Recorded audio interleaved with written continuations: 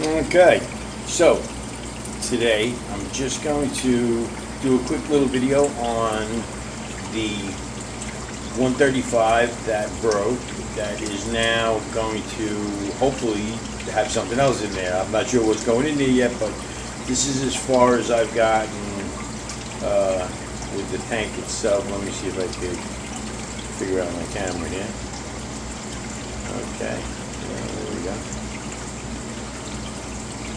Okay, so here's the tank now, as opposed to, I guess, just a couple of days ago or whatever.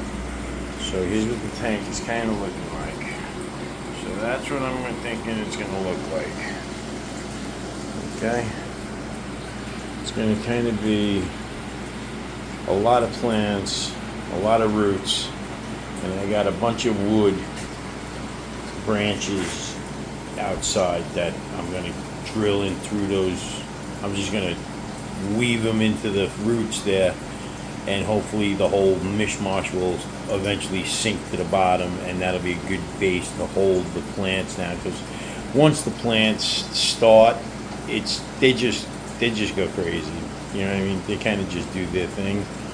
So all you really got to do is just put them somewhere. And what we're going to, I guess, experiment with this time is, these are the original black rocks from the 135 that was there with the glowfish guys that were in there, the tetras and stuff. And now it's the same rocks again, only now I added just this, I guess, a whatever 5-gallon bucket's worth of crushed coral on the bottom.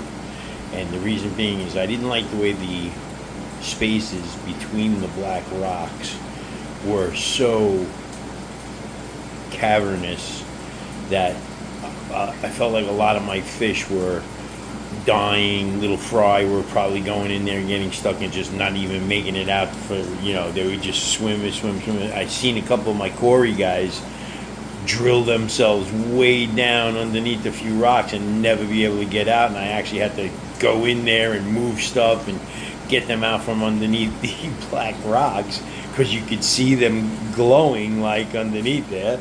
And it was like, oh man, what the hell? So I would have to go save them all the time. And I figured, you know what? The rocks are nice. I do like the black rocks, but I think I like it even more like this, where it's just sporadic rocks, kind of half out of the ground-ish. Because I think what's going to happen is, I think there's still a lot of air pockets in those rocks that the coral is going to settle down into. And I can only imagine that eventually the rocks come back to the top. I don't think the coral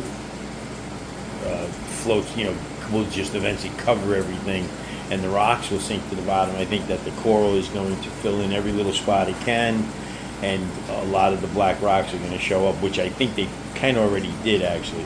So anyway, and that, all that pothos stuff right there, that is all, that whole giant thing there is all from this 125. Because this 125 is now emptied, and the rocks are going to be coming out, and you see it used to be just a ton of stuff up there, right? It was all those planters were in there, but I had to get rid of them because I got to fix this tank now. And let me just quickly show you what I think the problem is here, and this will just be again another lesson. When I got the tank, the guy told me, it holds water, but you probably should redo it. And I was like, oh, yeah, okay, sure. And then I did not, you know what I mean? So, and if you look, I guess you could go in a little bit. Let me see if I can get in there. But you can just see that's the silicone down the edge from the bottom up the side. And that's really bad. I mean, that is pretty bad. And probably what was happening is that's why it was leaking down along the bottom frame. Okay, so lesson learned, and also take it as a second chance, right?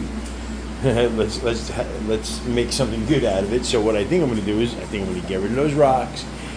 Another thing, the background. Oh, I got to get rid of the background. I can't stand backgrounds anymore. I don't know what it is. I thought they were going to be really cool and everything to have, but I don't know. they just, I don't know. I'd much rather just have the fish going back and forth around either whatever you want on the wall. If that's the case, just paint on your wall some mural or something you want, you know what I mean? Or color or something. But anyways, so the rocks are going to come out. Then the marble chip guide things are going to come out. Wash that all out again. I know it's probably not the greatest thing to do. I should probably try to just whatever. I don't know, but I don't think I'm going to be using those. I don't think I'm going to use any of that stuff anymore. I think this time I'm going to try sand. And I got to look up, we'll check out some videos and see what some fish tube guys say about it. And if anybody wants to comment on sand as a substrate. But what I think I'm going to do is I think I'm going to make this tank, since it's so long, I love how long it is, you know. I want it to be a flowing river kind of thing. But that's a little rough with just a, whatever that is, 72 inches or whatever. But so what I think I'm going to do is I think I'm going to have the air up in that back part there. It does have a flugel here too, so that's going to be sucking. This is the intake side here, so down low, intake should pull the water straight across, which it usually does have a nice flow to it. And what I'll do is I think I'm just going to do sand and you know, I was thinking about just doing like just quarry caves, like, you know what I mean, just like real, just basically the stuff that the quarries are gonna love. I don't think I'm gonna have any other fish in there. I think I'm gonna start separating all my fish into just, you know, no more community stuff, because even though I like community stuff, I don't know, it just seems like it's so much easier to have them be healthy and thriving when it's just them in their own species that they're worried about, like, you know, instead of having like all these other things that are looking to eat their kids. But they do it to each other. So anyway, so that's what I think I'm going to do here. And then, of course, I don't know if you'll be able to see them, but these are the little wriggly guys. Let me see if I get a light on them.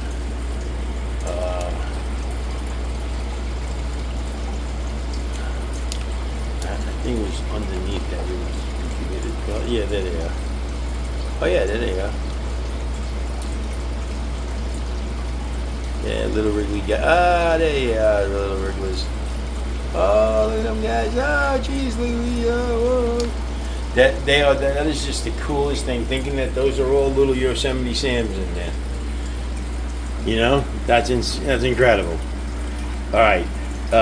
See everybody later.